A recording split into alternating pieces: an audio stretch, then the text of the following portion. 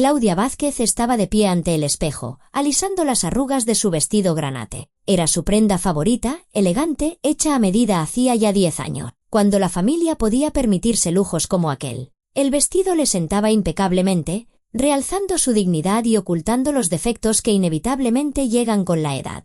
Hoy era un día especial. Su hija, Clara, traería a casa a su prometido, Benjamín Guerrero, fiscal adjunto del distrito. Claudia se arregló el peinado, se pasó una mano por el cabello y asintió satisfecha a su reflejo. A sus 56 años, todavía conservaba su atractivo, aunque las arrugas alrededor de los ojos y las canas cuidadosamente teñidas le recordaban los años vividos. Volvió a la cocina, donde un estofado se cocinaba a fuego lento en la vitrocerámica, una tarta de verduras se doraba en el horno y sobre la mesa ya lucían encurtidos caseros y varias ensaladas. Claudia llevaba cocinando desde por la mañana, poniendo en cada plato todo su amor y su esperanza en el brillante futuro de su hija. Clara, su hija de 25 años, había tardado mucho en encontrar la felicidad. Después de la universidad, trabajaba como contable en una pequeña empresa, con un sueldo modesto, y vivía con sus padres. Había tenido romance, pero todos habían terminado en decepción. Los hombres resultaban ser poco serios, irresponsables,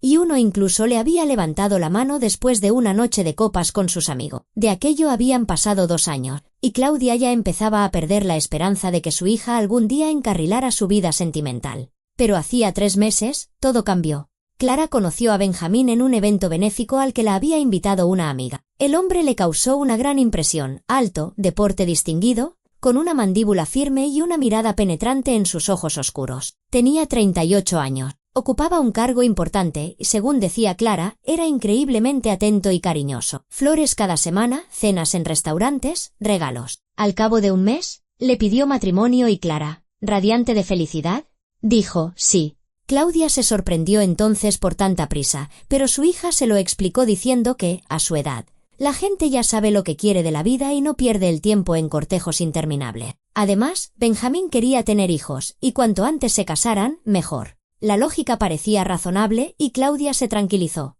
El timbre de la puerta interrumpió sus pensamientos. Claudia se quitó rápidamente el delantal, echó un último vistazo a la mesa y se apresuró a abrir. En el umbral estaba Clara, guapa, esbelta, con su larga melena castaña peinada en rizo. Llevaba un elegante vestido beige y unos pendientes de perlas. A su lado se erguía Benjamín, con un traje oscuro, un ramo de rosas blancas en las manos y una caja de bombones finos. «Buenas noches, doña Claudia», dijo él con una voz grave y agradable, entregándole las flores. «Estoy encantado de conocerla por fin en persona». Claudia aceptó el ramo, sonrió e invitó a los invitados a pasar. Benjamín entró con seguridad en el salón, miró a su alrededor y asintió con aprobación. «Qué acogedor. Se nota que es un hogar lleno de calidez». «Gracias», se ruborizó Claudia. «Pasad a la mesa. Ya está todo listo».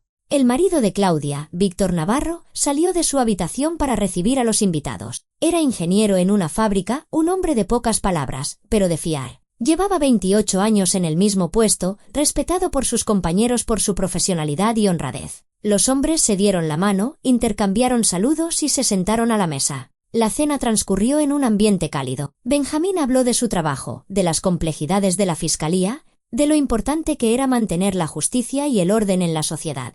Hablaba con elocuencia, de forma convincente, y Claudia se sorprendió pensando que su hija realmente había tenido suerte. Aquel hombre parecía un pilar, un protector, alguien en quien se podía confiar en cualquier situación. «Siempre he pensado que lo más importante en la vida es la familia», decía Benjamín, cortando un trozo de asado. «La carrera, el dinero, el puesto, todo eso es secundario. Pero una familia fuerte, una esposa que te quiera, hijos, esa es la verdadera riqueza». Víctor Navarro asentía. Conforme. Claudia sonreía con ternura. Clara permanecía en silencio, removiendo la ensalada en su plato con el tenedor. Claudia notó que su hija apenas comía, pero lo atribuyó a los nervios. «Háblenos de sus padres, don Benjamín», y pidió Claudia. El rostro de Benjamín se ensombreció por un instante. «Por desgracia, mi padre murió hace 10 años de un infarto. Mi madre no pudo superar su pérdida y falleció un año después. Tengo una hermana, Irene. Es menor que yo. Vive por su cuenta, trabaja en una oficina. Mantenemos el contacto, pero no nos vemos tan a menudo como nos gustaría. La familia es sagrada», suspiró Claudia. «Hay que cuidar de los nuestros». «Totalmente de acuerdo», asintió Benjamín y puso una mano en el hombro de Clara. «Por eso valoro tanto a su hija. Ella será el centro de mi familia. Claudia se emocionó hasta las lágrimas. ¿Por fin has tenido suerte con un hombre?, no pudo evitar decir, volviéndose hacia su hija con una sonrisa sincera. Estoy tan feliz por ti, cariño. Clara respondió con una sonrisa forzada y bajó la vista al plato. Claudia no le dio importancia, atribuyéndolo de nuevo a la emoción del momento. Benjamín apretó con más fuerza el hombro de Clara, como demostrando su afecto, pero en realidad sus dedos se clavaban con tal fuerza que la joven apenas pudo reprimir un gemido de dolor. Haré todo lo posible para que su hija sea feliz, aseguró él. La boda es en 2 semanas y Clara se convertirá en mi esposa. Ya hemos presentado los papeles en el registro civil. Será todo solemne, precioso. He alquilado el restaurante Versalles, e invitado a 150 personas. Su hija se merece lo mejor. Víctor Navarro levantó su copa para brindar por los jóvenes, por su felicidad y su bienestar. Todos chocaron las copas y bebieron. Benjamín desplegó un verdadero espectáculo, preguntando por las tradiciones familiares,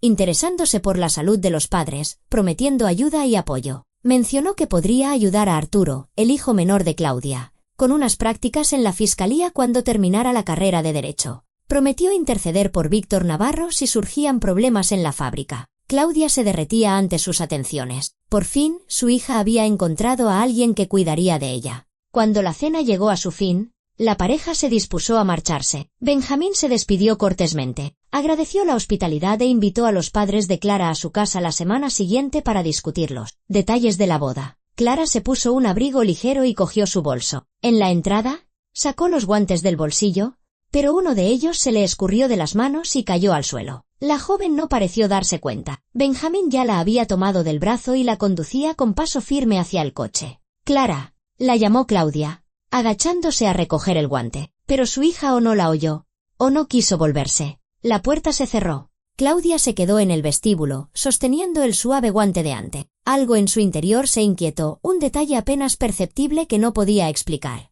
Le dio vueltas al guante entre las manos y de repente sintió que había algo dentro. Al meter los dedos, encontró una servilleta de papel doblada. El corazón se le aceleró. Desdobló la servilleta y vio unas palabras escritas a toda prisa que cambiaron por completo su percepción de la velada. Mamá, ayúdame. Durante la boda, tienes que... El texto se interrumpía ahí, como si alguien hubiera interrumpido a Clara, o como si ella hubiera temido que la descubrieran. Claudia releyó la nota 3 veces, tratando de entender qué era lo que su madre debía hacer durante la boda. Le temblaban las manos, la respiración se le agitaba. Algo no iba bien, algo iba muy mal con aquel prometido perfecto y aquella boda apresurada. Y, sobre todo, la palabra, ayúdame, la dejó helada. Claudia Vázquez estrujaba en sus manos temblorosas la servilleta con el mensaje inacabado de su hija. Su mirada recorría las letras irregulares, escritas a toda prisa, tal vez en el baño antes de salir de casa. Releía la frase una y otra vez, intentando descifrar qué debía hacer su madre durante la boda. ¿Por qué no terminó de escribir? ¿Qué había pasado? ¿A qué venía tanto misterio? Víctor Navarro pasó a su lado de camino a su habitación y se fijó en su mujer, inmóvil en el recibidor. ¿Qué haces ahí parada? Ayúdame a recoger la mesa.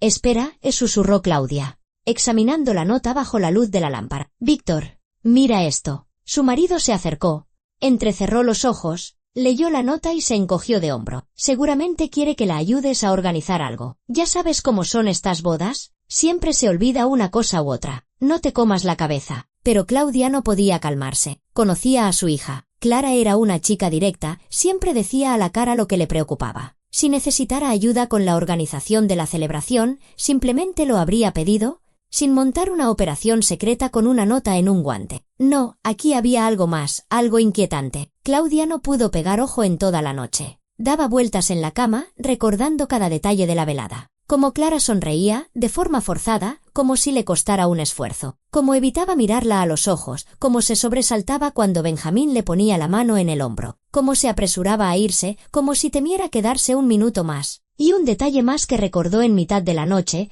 cuando Benjamín contestó una llamada durante la cena. Clara se relajó por un instante. Sus hombros se destensaron, su expresión se suavizó. Pero en cuanto colgó, la tensión regresó. A la mañana siguiente, Claudia llamó a su hija. Contestó Benjamín. Buenos días, doña Claudia. ¿Clara está ocupada ahora? No puede ponerse. ¿Ha ocurrido algo? No. Solo quería agradecer la visita de ayer y hablar con mi hija. Ya la llamará más tarde, respondió él secamente y colgó. Claudia frunció el ceño. ¿Por qué contestaba él por su hija? ¿Por qué no la dejaba ponerse al teléfono? Intentó llamar otras 3 veces a lo largo del día, pero siempre se encontró con la misma respuesta. Benjamín cogía el teléfono y decía que Clara estaba ocupada. Al anochecer, el teléfono de su hija estaba apagado. La preocupación de Claudia se convirtió en una auténtica angustia. Al día siguiente, decidió ir al trabajo de Clara. La joven trabajaba en una empresa de auditoría cerca del centro de la ciudad. Claudia recordaba la dirección y no tardó en llegar al edificio. Subió a la 4ª planta, entró en la oficina y se dirigió a la recepcionista. «Hola, soy la madre de Clara Duque. ¿Podría verla?» La recepcionista levantó las cejas, sorprendida. Clara pidió la baja voluntaria hace una semana. ¿No se lo dijo? Claudia se quedó helada. ¿Que pidió la baja? ¿Pero cómo? ¿Por qué? Presentó su renuncia. Dijo que se iba a casar y a dedicarse a su familia. El jefe intentó disuadirla. Le ofreció un ascenso, pero ella se mantuvo firme, aunque, ¿sabe?, parecía algo deprimida. A todos nos sorprendió, porque a Clara le encantaba su trabajo. Claudia salió de la oficina completamente desconcertada. Su hija había dejado el trabajo sin decir nada a sus padres. Eso no se parecía en nada a ella. Clara siempre compartía las decisiones importantes, pedía consejo a su madre. Algo no iba bien. Algo iba muy mal. Al volver a casa, Claudia encontró a su hijo Arturo, un estudiante de Derecho de 20 años, que había vuelto de clase. Estaba sentado a la mesa, hojeando un manual de Derecho Procesal Penal, preparándose claramente para sus estudios. Claudia se sentó frente a él y lo miró fijamente. «Arturo, ¿has notado algo extraño en el comportamiento de tu hermana últimamente?» Arturo levantó la cabeza y se quedó pensativo. «Pues la verdad es que sí. Me llamó hace unas 3 semanas, llorando, diciendo algo de que estaba atrapada en una trampa. Le pregunté qué pasaba, pero se asustó y colgó deprisa. Me volvió a llamar una hora más tarde, dijo que todo estaba bien, que solo eran los nervios de la boda. No insistí. Y hace un par de semanas me la encontré por casualidad cerca del centro comercial. Iba con ese tal Benjamín. La agarraba de la mano con demasiada fuerza. Y cuando les propuse tomar un café los 3, dijo que no tenían tiempo y prácticamente se la llevó a rastras. Clara ni siquiera tuvo tiempo de despedirse como es debido. Claudia sintió un escalofrío recorrerle la espalda. «¿Una trampa?», susurró. «Hijo, ¿sabes algo de este Benjamín?»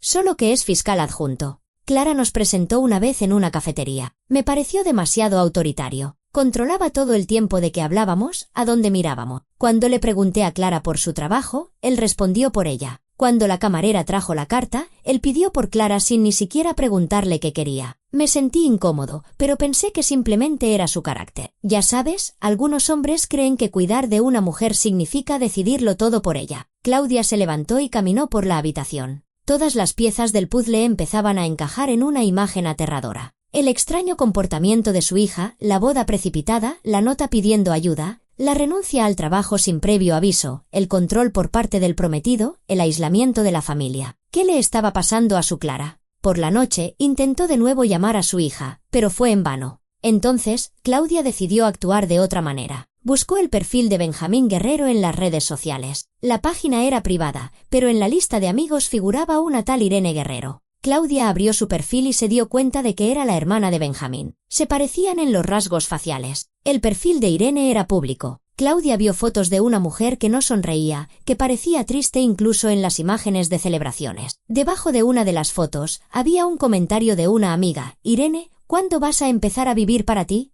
Irene respondió simplemente, «Cuando pueda». Claudia le escribió un mensaje privado. «Hola, Irene. Soy la madre de Clara, la prometida de su hermano. Necesito hablar con usted urgentemente. Es importante. Por favor, contésteme». La respuesta llegó en media hora. «Veámonos mañana a las 2 de la tarde. Café Bonjour en la calle Mayor. Llevaré una chaqueta roja. Por favor, venga sola y no le diga a nadie que nos vamos a ver. Es muy importante». Claudia sintió que la tensión disminuía un poco. Quizás la hermana de Benjamín podría ayudarla a entender la situación. Se fue a dormir con la firme intención de descubrir la verdad y salvar a su hija de lo que se escondía tras la imagen perfecta de una boda feliz. El Café Bonjour estaba situado en un callejón tranquilo, lejos de las avenidas ruidosas. Claudia entró puntualmente a las 2 de la tarde y de inmediato vio a una mujer con una chaqueta roja sentada en un rincón apartado de la sala. Irene Guerrero tendría unos 35 años, con el pelo oscuro y corto y una expresión tensa. Se sobresaltó cuando Claudia se acercó a la mesa.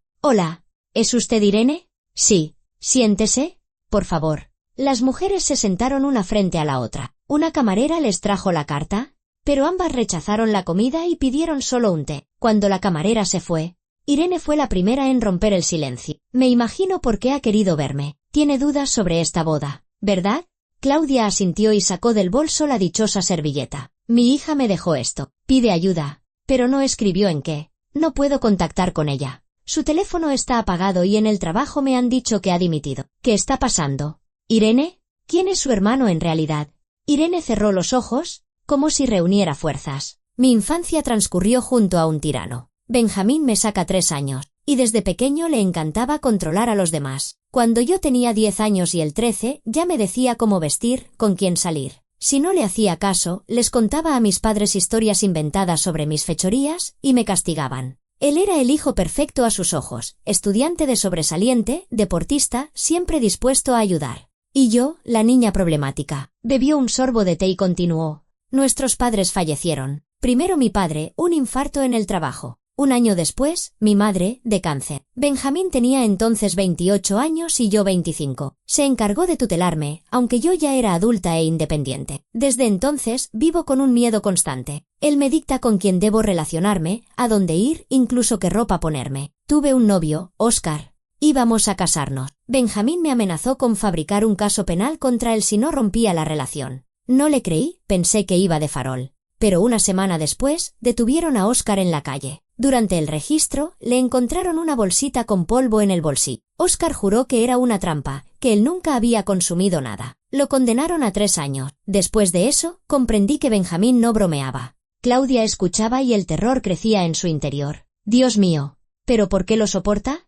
¿Por qué no pide ayuda? ¿A quién? Es fiscal adjunto. ¿Quién me va a creer a mí? Tiene una reputación de servidor de la ley impecable. Sus colegas lo respetan. Sus superiores lo aprecian. Y yo solo soy su hermana, a la que todos consideran mimada y caprichosa. Ha creado una imagen tal que a nadie se le ocurriría dudar de su integridad. Sabe, una vez me dijo, Irene, te protejo de ti misma. Eres demasiado confiada, demasiado blanda. El mundo es cruel y no permitiré que cometas un error. Él cree sinceramente que está haciendo lo correcto. Y eso es lo más aterrador. Claudia escuchó y luego preguntó. Dígame, ¿qué sabe de Clara? ¿Cómo la trata? Irene bebió un sorbo de té y se tomó una pausa. Los he visto juntos varias veces. Benjamín se comporta con ella igual que lo hacía conmigo. Controla cada uno de sus pasos. Ha instalado cámaras en el apartamento. Dice que es por seguridad, pero en realidad la vigila. Clara no puede ir a ningún sitio sin su permiso. La obligó a dejar su trabajo, diciéndole que la esposa de un fiscal no debería dedicarse a una contabilidad de poca monta. Planea encontrarle otro puesto donde conozca a todos sus compañeros y a sus jefes. Intenté hablar con ella una vez, cuando me la encontré por casualidad en una tienda. Benjamín se había alejado para ir a la caja y tuve un par de minutos. Le pregunté si todo iba bien. Me miró con tal anhelo que lo entendí todo sin palabras, pero no pude decir nada más. Él volvió. Dios mío, Claudia se cubrió el rostro con las manos. ¿Pero por qué aceptó casarse con él?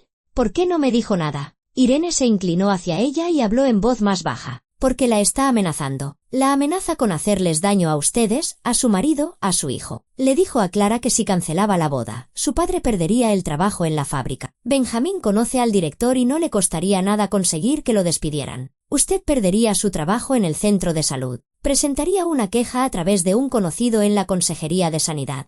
Y a su hijo Arturo le tenderían una trampa para que lo encarcelaran por un delito que no cometió, igual que le hizo a mi Óscar. Benjamín es un profesional en lo suyo. Sabe cómo fabricar un caso, qué pruebas plantar, qué testigos encontrar. Clara eligió sacrificarse por la seguridad de su familia. Claudia sintió las lágrimas correr por sus mejillas. Todo este tiempo, su hija había estado sufriendo en silencio para proteger a los suyos. Pero tiene que haber una salida. No podemos rendirnos así como así. Irene guardó silencio y luego miró a Claudia con determinación. Hay una forma, pero es arriesgada. Benjamín no es tan íntegro como parece. Protege un casino clandestino que pertenece a un capo de la mafia local, Esteban Yáñez. Recibe un buen dinero por su silencio. Además, tuvo una aventura con Catalina Suárez, la mujer de su jefe, Jorge Suárez, el fiscal jefe de la provincia. Catalina se divorció hace poco de su marido precisamente por esa relación. Jorge se enteró de la infidelidad y la echó de casa. Pero justo antes de la boda, Benjamín rompió con Catalina, decidiendo casarse con la joven y bella Clara. Catalina está furiosa.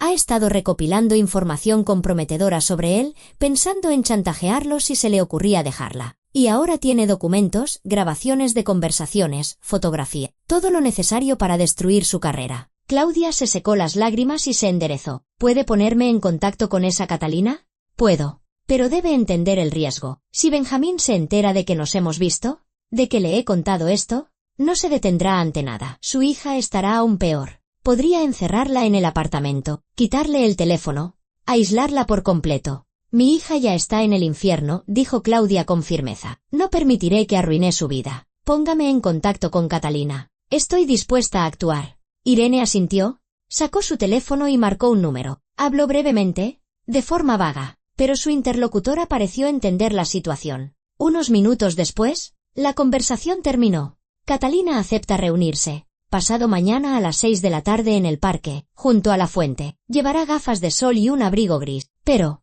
por favor, tenga mucho cuidado. No le diga a nadie a dónde va. Benjamín no solo vigila a Clara, a veces también a mí. Claudia anotó los detalles del encuentro y agradeció a Irene. Las mujeres se despidieron y cada una tomó su camino. Claudia regresó a casa con el corazón apesadumbrado, pero también con una nueva esperanza. Ahora sabía a quién se enfrentaba y no iba a rendirse. Claudia pasó 2 días en una espera angustiosa. Evitó llamar a Clara para no despertar las sospechas de Benjamín, pero cada minuto pensaba en su hija. ¿Qué estaría sintiendo ahora? ¿Estaría sufriendo?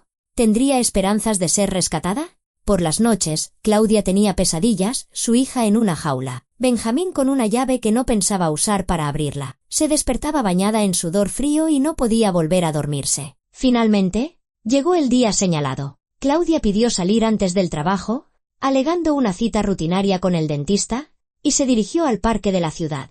Era principios de otoño. Los árboles se habían teñido de hojas doradas y anaranjadas. El aire era fresco y puro. Junto a la fuente no había mucha gente. Unas cuantas madres jóvenes con carritos, un par de jubilados en un banco, unos adolescentes con un perro. A las 6 en punto de la tarde, una mujer con un abrigo gris y gafas de sol oscuras se acercó a la fuente. Miró a su alrededor, vio a Claudia y se dirigió hacia ella. Catalina Suárez era una rubia elegante de unos 40 años, con una figura esbelta y una mirada fría. Se sentó junto a Claudia en el banco, sin quitarse las gafas. ¿Es usted la madre de la prometida de Guerrero? Sí. Gracias por aceptar verme. Catalina sonrió con ironía. Estoy acostumbrada a las intrigas. Irene me dijo que quiere detener esta boda. ¿Por qué? Claudia le contó brevemente lo de la nota, lo que había averiguado a través de Irene y sus temores por su hija. Catalina escuchó en silencio. Su rostro permanecía impasible. Entiendo. Benjamín es un maestro de la manipulación. Me utilizó para ganar influencia sobre mi exmarido. Estuve casada con Jorge durante 15 años. Vivíamos una vida tranquila, apacible, pero sin mucha pasión. Cuando apareció Benjamín, joven, ambicioso, carismático, perdí la cabeza. Decía que me amaba, que estaba dispuesto a todo por nuestra felicidad.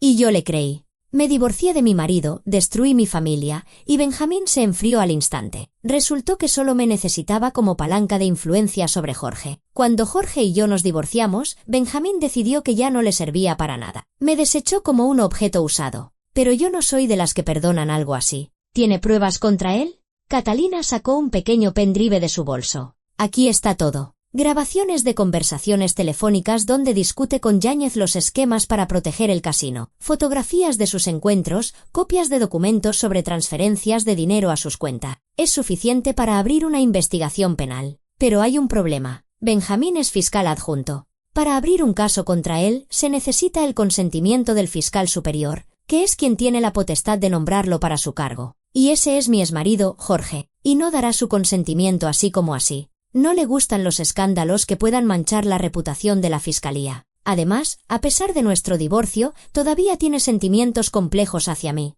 Si voy a él con estas pruebas contra Benjamín, podría pensar que es una venganza y no me creería. Claudia sintió que la esperanza comenzaba a desvanecerse. Entonces, ¿no se puede hacer nada? Se puede, pero hay que actuar en público. Si el escándalo estalla a la vista de todos, si Benjamín es pillado, como se suele decir, infraganti, entonces se podrá abrir el caso por un procedimiento especial, sin el consentimiento previo del fiscal superior. Bastará con una notificación. La ley contempla excepciones para los casos en que un miembro de la Fiscalía es sorprendido cometiendo un delito. ¿Y cómo se puede organizar un escándalo así?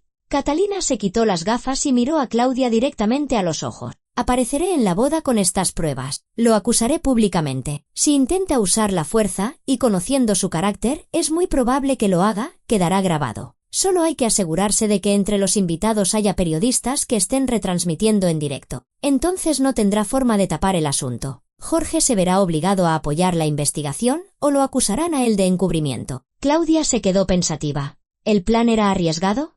Pero no había otra salida. ¿Y qué hay de Clara? Me pidió ayuda durante la ceremonia. Quizá quería que organizara su secuestro para que pudiera escapar. Catalina negó con la cabeza. Esa no es la solución. Aunque escape, Benjamín encontrará la forma de vengarse de ustedes, de su familia. Cumplirá sus amenazas. Su marido perderá el trabajo y usted también. A su hijo lo encarcelarán. Y a Clara la encontrarán tarde o temprano. ¿Cuánto tiempo se puede estar escondida? Y entonces será aún peor para ella. La única forma es destruirlo, privarlo de su poder, de sus contactos, de su capacidad de hacer daño. Entonces se quedará indefenso, y Clara será libre, y su familia estará a salvo. Claudia asintió. Entendía que Catalina tenía razón. Huir significaba vivir toda la vida mirando por encima del hombro. Había que luchar. De acuerdo.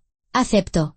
¿Qué tengo que hacer? Invite a periodistas a la boda, pero no le diga a nadie que lo son. Preséntelos como parientes lejanos o amigos de la familia. Asegúrese de que tengan equipo para retransmitir en directo. Yo apareceré en pleno apogeo de la celebración, cuando todos los invitados estén allí. Justo después de que se formalice el matrimonio, entraré. Del resto me encargo yo. Claudia cogió el pendrive que le tendía Catalina y lo guardó en su bolso. Gracias. No sabe cuánto se lo agradezco. No me dé las gracias todavía. No será fácil. Benjamín es peligroso. Podría intentar sabotear el plan si sospecha algo. Tenga cuidado. No le diga a nadie. ¿Ni siquiera a su marido? Lo de nuestra reunión. Cuanta menos gente lo sepa, mejor. ¿Y cómo explico la presencia de los periodistas? Diga que son compañeros o amigos de la familia. Dudo que Benjamín se ponga a verificar a cada invitado por parte de la novia. Él tiene más de 100 invitados propios. Las mujeres se despidieron. Claudia regresó a casa con la firme determinación de llevar el plan hasta el final. Sabía que la parte más difícil estaba por venir. Organizarlo todo para que Benjamín no sospechara nada. Pero por su hija, estaba dispuesta a todo. Quedaba una semana para la boda. Claudia actuó con cautela pero con decisión. Lo primero era encontrar a periodistas dispuestos a ayudar. No podía recurrir a los grandes medios de comunicación. El riesgo de una filtración de información era demasiado alto. Benjamín tenía contactos por todas partes, y cualquier palabra imprudente podría arruinarlo todo. Claudia se acordó de Máximo Romero, un periodista de una pequeña publicación digital independiente, La Voz de la Verdad, que un par de años atrás había escrito un artículo sobre la corrupción en la administración local. En su momento, el artículo causó revuelo, pero fue silenciado rápidamente. Varios funcionarios influyentes amenazaron con demandar por difamación, y la publicación se vio obligada a disculparse. Máximo siguió trabajando, pero con más cautela, eligiendo temas que no atrajeran la atención de gente poderosa. Claudia consiguió su contacto a través de una conocida que le había concedido una entrevista sobre los problemas de la sanidad en la ciudad. La reunión con Máximo tuvo lugar al día siguiente en una pequeña cafetería a las afueras. El periodista tendría unos 30 años. Llevaba una chaqueta gastada y vaqueros, parecía cansado, pero sus ojos brillaron de interés cuando Claudia empezó a contarle su historia. Así que el fiscal adjunto chantajea a su hija y protege un casino clandestino, repitió él cuando Claudia terminó. Es una acusación muy grave. ¿Tiene pruebas? Tengo pruebas. Claudia le enseñó el pendrive. Grabaciones, documentos. Todo está aquí. Pero para que esto funcione, necesitamos publicidad. La boda es en una semana. Tiene que haber cámaras, una retransmisión en directo. ¿Puede organizarlo? Máximo se quedó pensativo, frotándose la barbilla. Es peligroso. Guerrero es un hombre influyente. Si fallamos, si las pruebas no son suficientes, nos destruirá a todos. A mí me echarán del trabajo, la publicación cerrará, y su familia estará aún peor. Las pruebas existen. Las reunió una mujer que tenía acceso directo a él. Conoce todos los detalles. Máximo, entiendo el riesgo, pero mi hija está en peligro. Si no la ayudo ahora, sufrirá toda su vida. Y puede que ni siquiera sobreviva a este matrimonio. He leído sobre los maltratadores. No se detienen. Primero la presión psicológica, luego la violencia física. No puedo quedarme de brazos cruzados esperando a que eso ocurra. Máximo la miró fijamente y vio la determinación en sus ojos. De acuerdo. No trabajo solo. Tengo compañeros que también se dedican al periodismo de investigación. Podemos ir a la boda como si fuéramos invitados y grabar de forma oculta. Si el escándalo estalla de verdad, lanzaremos la retransmisión en directo a través de nuestra web y redes sociales. Pero debe entender que es peligroso. Guerrero no perdonará algo así. Podría intentar destruirnos no solo a nosotros, sino también a usted. Lo entiendo, pero no hay otra salida. Máximo asintió. De acuerdo. Estamos con usted. Deme la dirección y la hora de la celebración. Nos prepararemos. ¿Necesitaremos una coartada? ¿Quiénes somos? ¿Qué relación tenemos con la novia? Claudia pensó. Digan que son amigos de mi hermana de otra ciudad. Por desgracia, ella no ha podido venir, pero les ha pedido que entreguen un regalo y las felicitaciones. Benjamín no conoce a todos mis allegados. No lo comprobará. Perfecto. También es necesario que alguien de su entorno cercano conozca el plan. Por si algo sale mal. Mi hijo Arturo. ¿Es estudiante de Derecho? ¿Entiende lo que está pasando? Se lo contaré. Claudia le dio a Máximo toda la información necesaria y acordaron los detalles. Máximo prometió llevar a otros 2 compañeros, Ana y David, para grabar desde diferentes ángulos y no perderse nada. Claudia sintió que el peso que oprimía su alma empezaba a aliviarse. El plan tomaba forma. Por la noche, le contó el plan a Arturo. El joven la escuchó atentamente y frunció el ceño. Mamá, es muy arriesgado. Si algo sale mal. Lo sé, hijo. Pero no podemos quedarnos de brazos cruzados. Tu hermana está en apuros. Arturo asintió.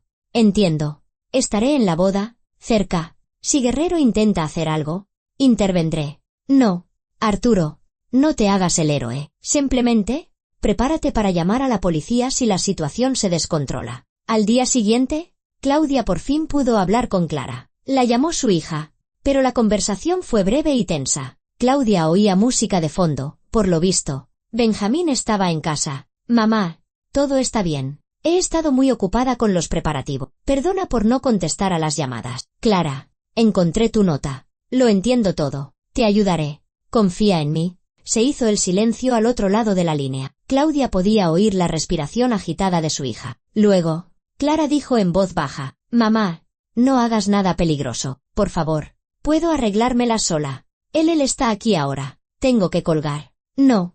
Cariño, no estás sola. No permitiré que arruine tu vida. Confía en mí y espera. Todo saldrá bien. Clara se echó a llorar. Claudia oía sus sollozos y apenas contenía sus propias lágrimas. ¿Te quiero? Mamá. ¿Y yo a ti? Mi vida. Todo saldrá bien. Te lo prometo. La llamada se cortó. Seguramente Benjamín había entrado en la habitación. Claudia apretó el teléfono en su mano y se juró a sí misma que no defraudaría a su hijo. Los días restantes pasaron volando. Claudia coordinó las acciones con Máximo, asegurándose de que todo fuera según lo planeado. Los periodistas prepararon el equipo, cámaras compactas, micrófonos, teléfonos móviles para la retransmisión en directo. Catalina también la mantenía al corriente de sus preparativos. La mujer había contratado a un abogado, Ignacio Cifuentes, un experimentado especialista en derecho penal que estaba listo para representar sus intereses de inmediato si algo salía mal. También se había puesto en contacto con agentes de la policía judicial que no tenían una relación amistosa con Benjamín y estaban dispuestos a actuar si surgían motivos. El día antes de la boda,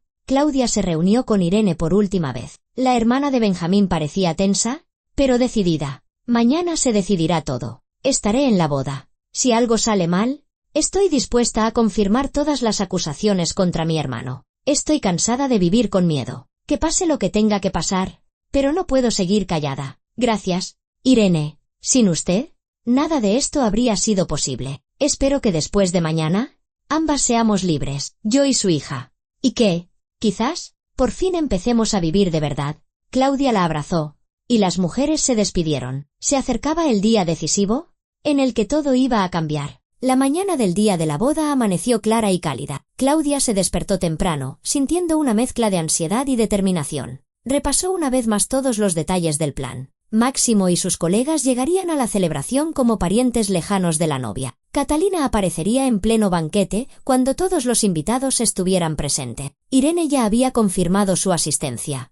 El abogado Cifuentes estaría localizable, listo para actuar en cualquier momento. La boda iba a celebrarse en el prestigioso restaurante Versalles, a orillas del río. La celebración se planeaba por todo lo alto. Benjamín no escatimaba en gastos para demostrar su estatus social. Estaban invitados funcionarios, colegas de la fiscalía, empresarios influyentes. En total, unas 150 personas. Claudia se puso el mismo vestido granate con el que había conocido a Benjamín por primera vez. Víctor Navarro y Arturo también se vistieron de fiesta. El hijo notó la tensión de su madre. «Mamá, ¿estás bien?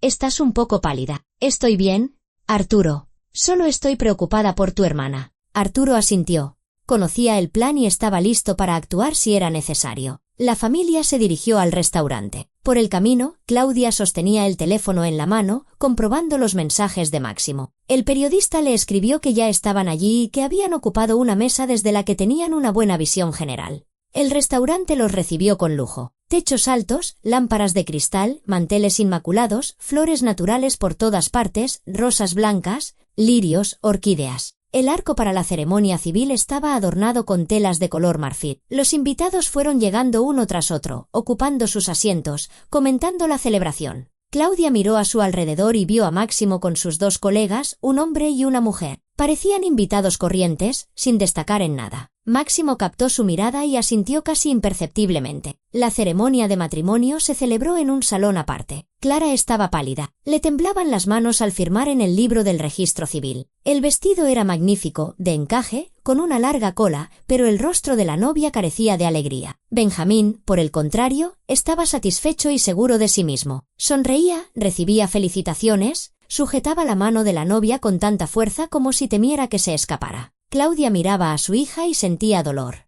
Clara estaba preciosa con su vestido blanco, pero sus ojos estaban llenos de tristeza. No era una novia feliz, era una prisionera esperando su liberación. Tras la ceremonia, los invitados pasaron al salón del banquete. Comenzó la fiesta. Brindis, felicitaciones, música, bailes. Benjamín interpretaba a la perfección el papel de novio feliz. Daba discursos, agradecía a los invitados, bailaba con la novia. Claudia veía cómo Clara intentaba sonreír, pero resultaba antinatural. Pasó una hora, luego otra. Claudia empezó a ponerse nerviosa. ¿Cuándo aparecería Catalina? Comprobó el teléfono. Ningún mensaje. Máximo seguía en su mesa, observando atentamente lo que sucedía. Las cámaras estaban listas, pero aún no se habían encendido. Y entonces, cuando sirvieron el plato principal y los invitados se relajaron, disfrutando de la comida y el vino, una mujer con un elegante vestido negro entró en el salón. Catalina Suárez. Caminaba con seguridad. Sus tacones resonaban en el suelo de mármol,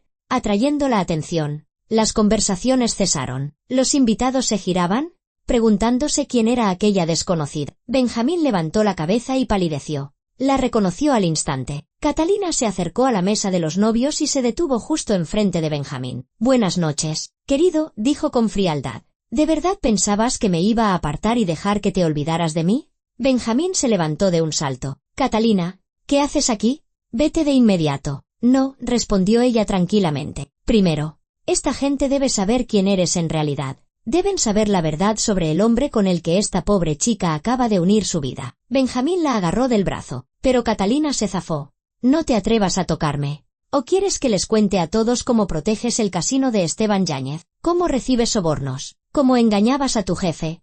¿Acostándote con su mujer? ¿Cómo me utilizaste para influir en las decisiones del fiscal jefe de la provincia?» Un murmullo estalló en la sala. Los invitados empezaron a cuchichear, algunos se levantaron de sus asientos. Jorge Suárez, el fiscal jefe, que estaba sentado en una de las mesas de honor, se puso rojo como un tomate. Su rostro se contrajo de ira y humillación. Su vergüenza estaba siendo expuesta en público, delante de todos. Benjamín intentó agarrar a Catalina de nuevo, pero ella retrocedió y levantó una mano con un pendrive. «Aquí están todas las pruebas, grabaciones, documentos, todo lo necesario para meterte en la cárcel. Conversaciones telefónicas con Yáñez donde discutís las tramas de encubrimiento, fotografías de vuestros encuentros, extractos bancarios de las transferencias de dinero a tu cuenta». Benjamín perdió el control. Su rostro se desfiguró por la rabia. Se abalanzó sobre ella, intentando arrebatarle el pendrive. Catalina gritó. Todo estaba siendo grabado por las cámaras de Máximo y sus colegas, que habían iniciado la retransmisión en directo. Los invitados sacaron sus teléfonos, grabando la escena. Benjamín empujó a Catalina. Ella cayó al suelo, golpeándose contra el borde de una mesa. Clara se levantó de un salto, cubriéndose el rostro con las manos. Claudia corrió hacia su hija y la abrazó. «Se acabó, cariño.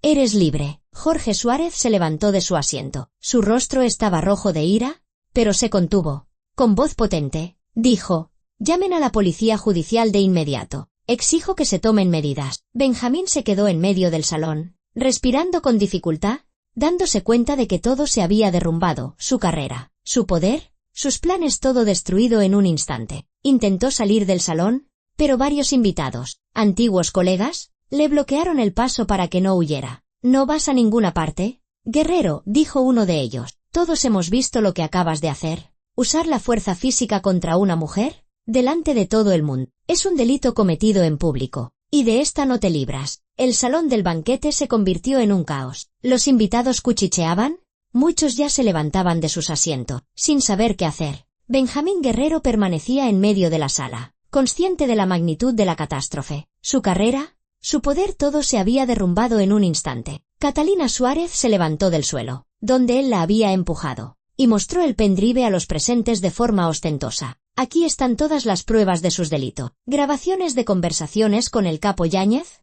el encubrimiento del casino, documentos de transferencias de dinero, fotografías de sus encuentros, todo lo necesario para abrir una causa penal». Jorge Suárez, el fiscal jefe de la provincia, se levantó de su asiento. Su rostro estaba congestionado por la ira y la humillación. El escándalo que involucraba a su exmujer y a su subordinado estaba ocurriendo ante los ojos de un centenar de testigos, muchos de ellos personas influyentes de la ciudad. El vídeo ya se estaba difundiendo por las redes sociales. Máximo y sus colegas estaban retransmitiendo en directo, y el contador de visualizaciones crecía a un ritmo vertiginoso. «Benjamín», dijo Suárez con frialdad, «le recomiendo que contacte con un abogado. Enviaré inmediatamente este material al juzgado de instrucción». Benjamín intentó mantener la compostura que le quedaba. Se enderezó y se ajustó la chaqueta. «Señor fiscal, esto es una provocación. Esta mujer se está vengando de mí por haber roto nuestra relación. Todo lo que dice es mentira y difamación». «¿Mentira?». Catalina levantó el pendrive. «Entonces, ¿por qué intentabas quitármelo? ¿Por qué me has empujado? Todo está grabado en decenas de cámaras». Efectivamente, la mitad de los invitados ya tenían los teléfonos en la mano, grabando la escena. Benjamín comprendió que negar era inútil. Lanzó una mirada furiosa a Catalina y luego a Clara, que estaba sentada a la mesa, refugiada en los brazos de su madre. «Si tú has organizado esto, ¿te arrepentirás?», siseó entre dientes, mirando a su novia. «No», respondió Clara en voz baja pero firme. «De lo único que puedo arrepentirme es de no haber tenido el valor de enfrentarme a ti antes». Benjamín se dio la vuelta y salió del salón a toda prisa. Varios de sus colegas de la fiscalía lo siguieron, probablemente para evaluar la gravedad de la situación. Jorge Suárez se acercó a Catalina. «Dame ese pendrive, Catalina. Me aseguraré personalmente de que esté a buen recaudo hasta que se entregue a los investigadores». «No», respondió Catalina con firmeza. «Mañana por la mañana iré yo misma a la sede de la policía judicial y entregaré todo el material. Tengo otra copia, así que no te preocupes». Suárez apretó los labios, pero asintió. Comprendía que su propia reputación pendía de un hilo. La relación de su exmujer con su subordinado, la corrupción en su departamento, todo ello manchaba su carrera. Tenía que actuar con rapidez y decisión para demostrar que no encubría a delincuente. Claudia Vázquez no soltaba a su hija, le acariciaba la cabeza y le susurraba palabras de consuelo. Clara temblaba, aunque en el salón hacía calor. El shock, la tensión acumulada de los últimos meses, todo salía a la superficie. «Mamá, ¿de verdad se ha acabado? ¿Ya no podrá hacerme daño?». «Sí, cariño. Ahora es él quien tiene que responder por sus delitos. Eres libre». Víctor Navarro y Arturo estaban a su lado, desconcertados pero dispuestos a apoyarlas. Máximo Romero se acercó a Claudia y le mostró la pantalla de su teléfono. La retransmisión ha superado las 50.000 visualizaciones. Los medios nacionales ya se han hecho eco de la noticia. Esto ya es de dominio público. Guerrero no podrá tapar el escándalo. Claudia asintió sin apartar la vista de su hija. «Gracias. Sin su ayuda, nada de esto habría sido posible». Irene Guerrero, la hermana de Benjamín, se acercó a la mesa de los novios. Su rostro estaba bañado en lágrimas, pero en sus ojos, por primera vez en muchos años, había algo parecido al alivio. «Clara, perdóname. Debería haberlo detenido antes. Tenía miedo. Fui una cobarde». Clara le tendió la mano y le apretó la de Irene. «Tú ayudaste. Pusiste a mi madre en contacto con Catalina. Sin ti, no habríamos sabido la verdad. Gracias». Irene seguía llorando, y Claudia abrazó a ambas mujeres. Todas habían sido víctimas de Benjamín, y ahora todas estaban recuperando su libertad. Los invitados se fueron marchando poco a poco. La celebración se había arruinado, pero nadie culpaba a la novia ni a su familia. Al contrario, muchos se acercaban para expresar su apoyo, diciendo que Clara había hecho lo correcto al no dejarse avasallar. Algunas mujeres confesaban que ellas también habían vivido situaciones similares y entendían por lo que había pasado la joven. La familia Duque abandonó el restaurante tarde por la noche. Clara se fue con sus padres. En casa, Claudia acostó a su hija en su habitación, la misma en la que vivía antes de conocer a Guerrero. Duerme, mi niña. Lo peor ya ha pasado. Mamá, ¿qué pasará mañana? Él no se detendrá así como así. Podría. No, Clara. Ahora todo será diferente. La justicia se encargará de su caso. Y lo más importante, toda la ciudad, todo el país, conoce sus crímenes. Ya no podrá esconderse detrás de su cargo. Clara cerró los ojos, y Claudia sintió como su hija se iba quedando dormida. Le dio un beso en la frente y salió de la habitación en silencio. En el salón la esperaba su marido. Víctor, ¿te das cuenta de por lo que ha pasado? Nuestra niña ha soportado esta pesadilla para protegernos. Víctor Navarro abrazó a su mujer y la estrechó contra su pecho. Tú la has salvado. Eres una mujer increíble, Claudia. Estoy orgulloso de ti. A la mañana siguiente, la noticia del escándalo en la boda del fiscal adjunto ocupaba las portadas de todos los periódicos regionales, y era tendencia en los portales de noticias nacionales. El vídeo de la celebración superaba el 1.000.000 de visualizaciones. La opinión pública exigía una investigación inmediata. En las redes sociales se crearon grupos de apoyo a Clara. Mujeres compartían sus historias de violencia doméstica y abuso psicológico. Catalina Suárez, tal como había prometido, se presentó en la Jefatura Superior de Policía a las 10 de la mañana. Llevaba consigo el pendrive con las pruebas, así como una declaración por escrito sobre los delitos de Benjamín Guerrero. La recibieron el inspector jefe de la Unidad de Delitos Económicos y sus ayudantes. El material fue examinado de inmediato. Las grabaciones de las conversaciones telefónicas en las que Guerrero discutía con el dueño del casino clandestino,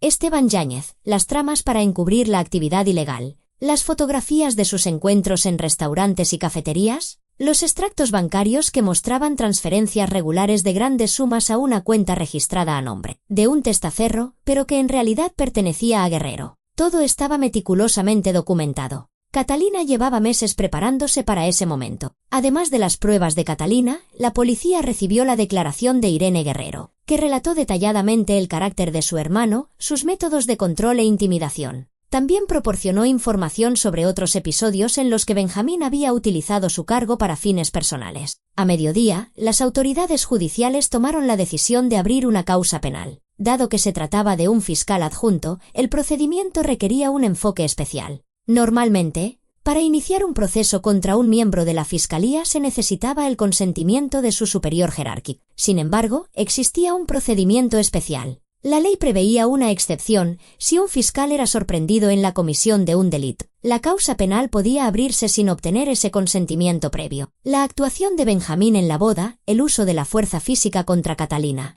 el intento de apoderarse de las pruebas, las amenazas a su exnovia ante cientos de testigos y bajo el objetivo de decenas de cámaras, se calificó precisamente como delito flagrante. Se emitió una orden de investigación contra Benjamín Guerrero, fiscal adjunto del distrito. La causa penal se abrió por los presuntos delitos de cohecho, prevaricación y colaboración con organización criminal. Jorge Suárez declaró públicamente que apoyaba plenamente la investigación y que no obstaculizaría el trabajo de la justicia. También ordenó una investigación interna en la Fiscalía para identificar a posibles cómplices de Guerrero. Sin embargo, cuando los agentes llegaron al domicilio de Benjamín para realizar un registro y notificarle la acusación, no lo encontraron. El apartamento estaba vacío. Los vecinos informaron de que lo habían visto salir de casa a primera hora de la mañana con una gran bolsa de viaje y marcharse en un taxi. Más tarde se supo que había retirado una gran suma de dinero en efectivo de todas sus cuentas. Se emitió una orden de busca y captura contra Benjamín. Se dictó una prohibición de salida del país,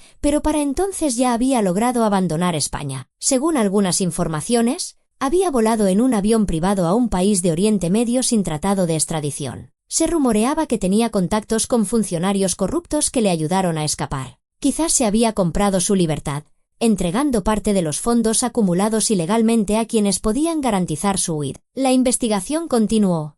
Esteban Yáñez, el dueño del casino clandestino, fue detenido. Durante el registro, se incautaron documentos que confirmaban su relación con Guerrero. Yáñez empezó a colaborar, esperando una reducción de la pena. Confirmó que pagaba regularmente a Benjamín por su protección y detalló las cantidades exactas. Clara solicitó el divorcio. Dadas las circunstancias y el hecho de que el paradero del demandado era desconocido, el juez decidió tramitar el caso por la vía de la rebeldía procesal. Un mes después, el matrimonio fue disuelto. Clara recibió el certificado de divorcio y sintió que un enorme peso se le quitaba de encima. Habían pasado 3 meses desde aquella memorable boda. La vida, poco a poco, volvía a la normalidad.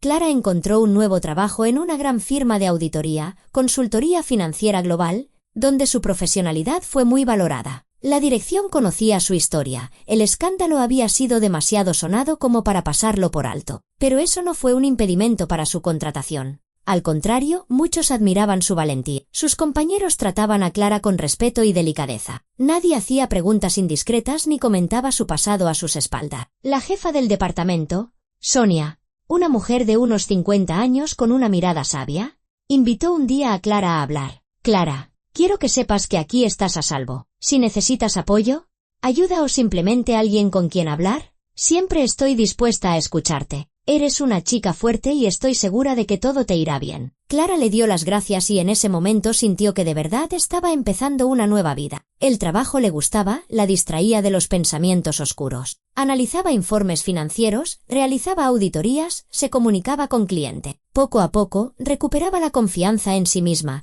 pero por las noches todavía tenía pesadilla. Benjamín aparecía en sus sueños, la amenazaba, la perseguía. Clara se despertaba bañada en sudor frío, cogía el teléfono. Revisaba las noticias por si lo habían encontrado, por si había vuelto. El miedo aún no la había abandonado del todo. Claudia Vázquez insistió en que su hija empezara a ir a un psicólogo. Al principio, Clara se resistió, pensando que podría superarlo sola, pero su madre fue inflexible. La primera visita al especialista fue difícil. Clara se sentó en la consulta, sin saber por dónde empezar, sintiéndose vulnerable y débil. Pero la psicóloga, Elena, una mujer experimentada de unos 50 y tantos años, supo ganarse su confianza. Clara, lo que te ha pasado no es culpa tuya. Fuiste víctima de un manipulador y un maltratador. Muchas mujeres pasan por situaciones similares. Lo importante no es quedarse anclada en el pasado, sino aprender a seguir adelante, a confiar en ti misma y en los demás. Las sesiones eran semanales. Poco a poco, Clara empezó a abrirse, a hablar de sus miedos, de cómo Benjamín controlaba su vida, de cómo se fue perdiendo a sí misma hasta convertirse en una sombra. Elena la ayudó a comprender que la salida de la situación no era la huida ni la resignación, sino la lucha. Y Clara había luchado. Había ganado. Claudia continuó trabajando en el centro de salud. Sus colegas a menudo se acercaban a ella, la elogiaban por su valentía, le pedían consejo. Resultó que muchas habían enfrentado situaciones parecidas en sus familias, pero no se atrevían a actuar. Claudia siempre respondía lo mismo: nunca os quedéis calladas. Si vosotras o vuestros seres queridos estáis en peligro, buscad ayuda. Acudid a la policía, a abogados, a psicólogos. No temáis hacerlo público. El silencio es el precio que pagamos por vidas destrozadas. Arturo aprobó sus exámenes con éxito y se dedicó a sus estudios con aún más ahínco. La historia de Guerrero había cambiado su percepción de la abogacía. Comprendió que la ley no era solo un conjunto de normas, sino una herramienta para proteger a los débiles de los fuertes. Decidió especializarse en derecho penal. Al terminar la universidad, planeaba trabajar duro para convertirse en un abogado que ayudara a quienes no podían defenderse por sí mismos. Irene Guerrero se mudó a una ciudad vecina. Encontró trabajo como gerente en una empresa de construcción, alquiló un pequeño apartamento y empezó a vivir de forma independiente. Por primera vez en muchos años, se sentía libre. La relación con su hermano estaba completamente rota. Irene mantenía el contacto con Clara. A veces se llamaban, compartían noticias. Ambas entendían que habían sobrevivido a un trauma, y el apoyo mutuo las ayudaba a seguir adelante. Catalina Suárez vendió su apartamento en la ciudad y compró una pequeña casa en las afueras. Se dedicó a lo que siempre había soñado pero nunca se había atrevido: la pintura. Sus cuadros eran vibrantes, emotivos, como si volcara en el lienzo todos los sentimientos que había reprimido. Una galería local aceptó exponer algunas de sus obras y, sorprendentemente, encontraron compradores. Catalina sintió que por fin vivía para sí misma y no para nadie más. Jorge Suárez, el exmarido de Catalina, atravesaba tiempos difíciles. El escándalo con Guerrero y la exposición pública de su vida familiar habían dañado su reputación. Aunque apoyó públicamente la investigación e incluso recibió el agradecimiento de sus superiores por su postura íntegra, en su interior sentía amargura y soledad.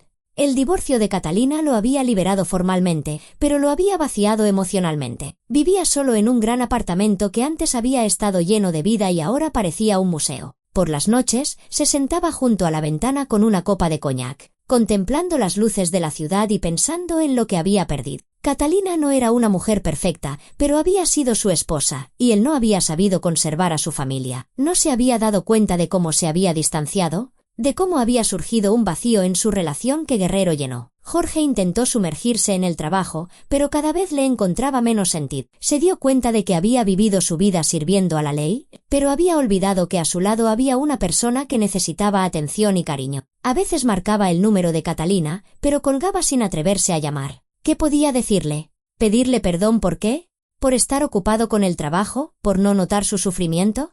Las palabras le parecían inútiles. Un día, se topó por casualidad con el anuncio de una exposición en una galería de las afueras. Vio el nombre de la artista, Catalina Suárez. Fue hasta allí, sin saber muy bien por qué. Entró en la galería y vio sus cuadros. Estaban llenos de dolor, pero también de esperanza. Pinceladas vibrantes, colores audaces. Comprendió que no conocía a esa mujer. Había vivido con ella 15 años y no sabía que era capaz de sentir así, de expresarse de esa manera. Catalina estaba allí, charlando con los visitantes. Al verlo, se quedó inmóvil. Se miraron durante unos segundos. Luego ella se acercó. Jorge, Catalina, solo quería echar un vistazo. Es maravilloso. Gracias. Guardaron silencio. Luego Jorge dijo en voz baja. Perdóname, fui un mal marido. No te presté atención. No me di cuenta de que sufrías. Tengo la culpa de que nuestra familia se rompiera. Catalina lo miró con tristeza. Jorge, ambos tenemos la culpa. Yo tampoco luché por nuestro matrimonio. No te dije que estaba mal. Simplemente me fui. Pero ahora entiendo que esa no era la solución. Deberíamos haber hablado. Haber intentado entendernos. Pero no lo hicimos. ¿Quizás podríamos intentarlo de nuevo? Catalina negó con la cabeza. No, Jorge. Ambos hemos cambiado. Somos personas diferentes ahora. Tú has encontrado tu sentido en el trabajo, yo en el arte. Pero podemos ser amigos, buenos conocidos, sin rencores ni amargura. Jorge asintió. Comprendió que tenía razón. Hay cosas que no se pueden recuperar. Se despidió y se fue. En casa, se sentó junto a la ventana, pero esta vez no se sirvió coñac. Simplemente miró la ciudad y pensó que la vida continuaba, y que él también tenía que aprender a vivir de una manera nueva. En cuanto a Benjamín Guerrero, nunca lo encontraron. La orden de búsqueda internacional seguía activa. La Interpol lo incluyó en su lista de personas buscadas, pero no hubo resultados. Se rumoreaba que se escondía en algún país árabe bajo un nuevo nombre. Quizás había sobornado a las autoridades locales, quizás había encontrado protectores influyentes. Nadie lo sabía con certeza, pero para Clara y su familia ya no tenía importancia. Lo principal era que ya no podía hacerles daño. Su carrera estaba destruida, sus contactos rotos, su reputación por los suelos. Un día, a finales de otoño, Clara se quedó trabajando hasta tarde. Estaba preparando el informe anual para un cliente importante, sentada frente al ordenador, cuando un nuevo compañero se asomó al despacho.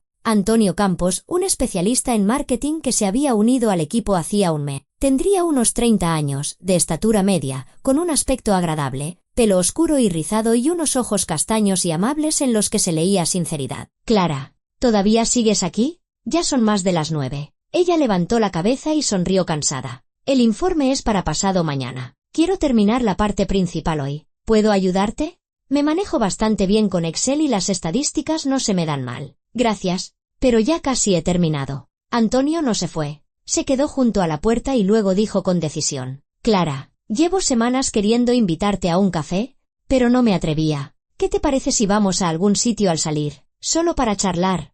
Conocernos un poco. Sin compromiso. Clara se quedó paralizada. En su interior luchaban dos sentimientos. El miedo a una nueva relación, a la posibilidad de volver a caer en una trampa, a confiar de nuevo en alguien y que se aprovechara de ello. Y el deseo de ser normal, de abrirse, de sentir calidez, de intentar volver a creer en la gente. Miró a Antonio fijamente. Él estaba de pie, tranquilo, sin tensión, sin esa mirada depredadora que tenía Benjamín. Simplemente esperaba una respuesta, sin presionar, sin exigir.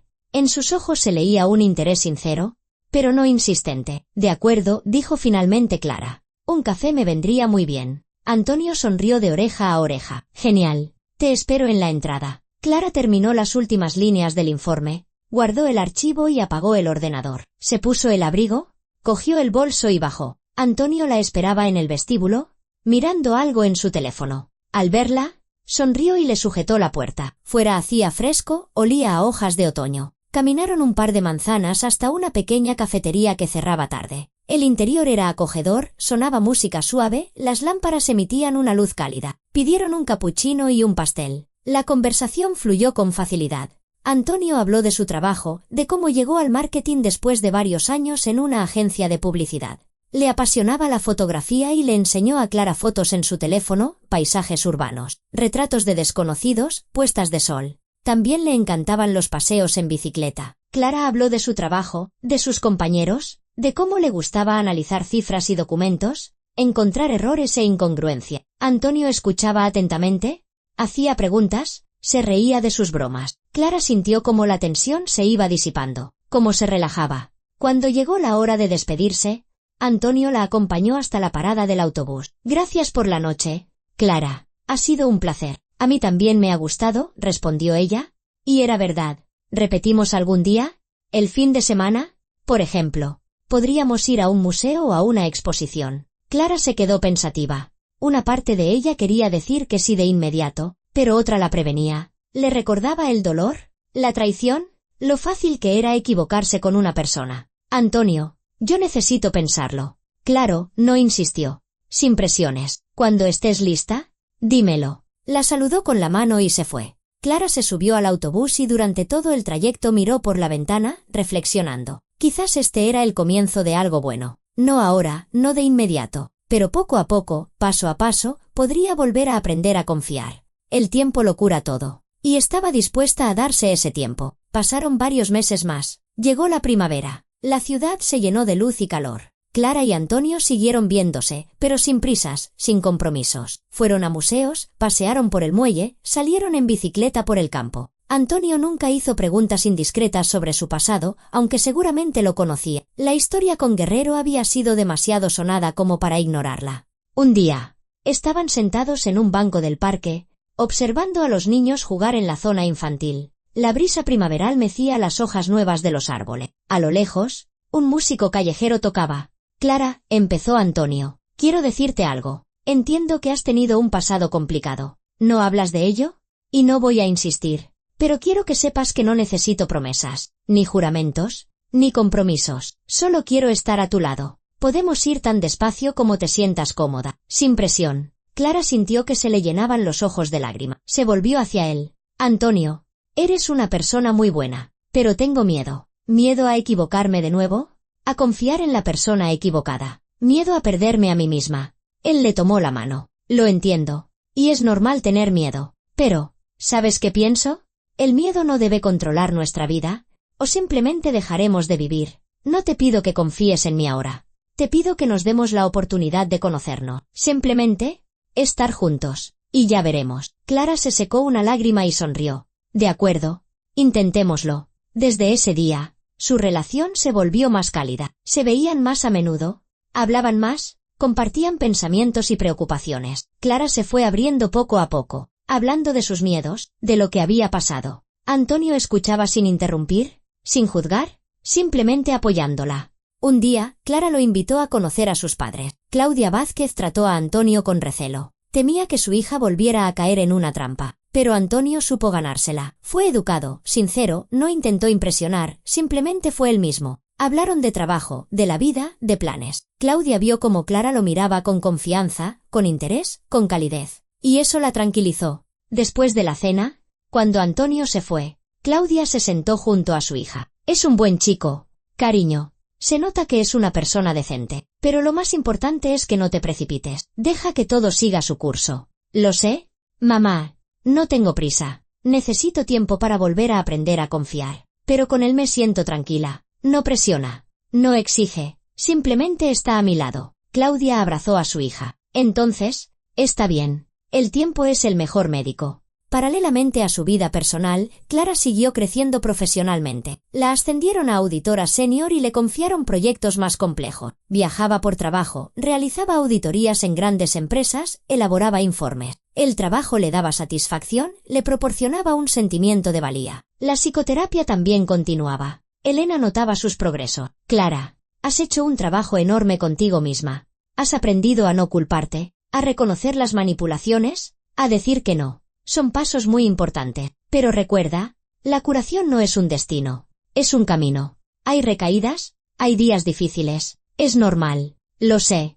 A veces todavía tengo pesadillas. A veces me sobresalto si alguien levanta la voz. Pero cada vez ocurre menos. Eso es excelente. Sigue así. Mientras tanto, Irene Guerrero se casó. Conoció a un ingeniero, Pablo, un hombre tranquilo y apacible que la quería de verdad y no intentaba controlarla. Invitaron a Clara a la boda. La celebración fue modesta, en compañía de amigos íntimos y familiares, sin discursos pomposos, sin brindis ostentosos, simplemente gente que se quería y se alegraba por los novios. Clara felicitó a Irene, se abrazaron y ambas sintieron que el círculo se cerraba. De víctimas, se habían convertido en vencedoras, de estar rotas a ser fuerte. Catalina Suárez abrió su propia galería en las afueras. Sus cuadros se hicieron populares. Los medios locales escribieron sobre ella. También encontró su felicidad en el arte, en la libertad, en la posibilidad de vivir como quería. Y Clara encontró un futuro. Poco a poco, paso a paso, aprendió a vivir de nuevo. Aprendió a no tener miedo.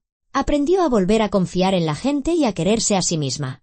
Había pasado un año desde el día en que la vida de Clara dio un vuelco. Estaba sentada en la consulta del psicólogo. En su última sesión, Elena sonreía. Clara, creo que estás lista para terminar la terapia. Has hecho un trabajo enorme. Lo has superado. Gracias. Sin su ayuda, no lo habría conseguido. Lo habrías conseguido. Solo que te habría llevado más tiempo. Pero recuerda, si alguna vez sientes que necesitas apoyo de nuevo, mis puertas siempre estarán abiertas. Clara salió de la consulta con el corazón ligero. En la calle, en su coche, la esperaba Antonio. Habían quedado en ir al campo a pasar el día. Condujeron por una carretera pintoresca, entre campos y bosques, escuchando música, hablando de sus planes. Antonio, quiero darte las gracias, dijo Clara, por haber estado a mi lado, por tu paciencia, por no meterme prisa. No tienes nada que agradecer. Solo hice lo que sentía que era correcto. Llegaron a un lago, extendieron una manta en la orilla,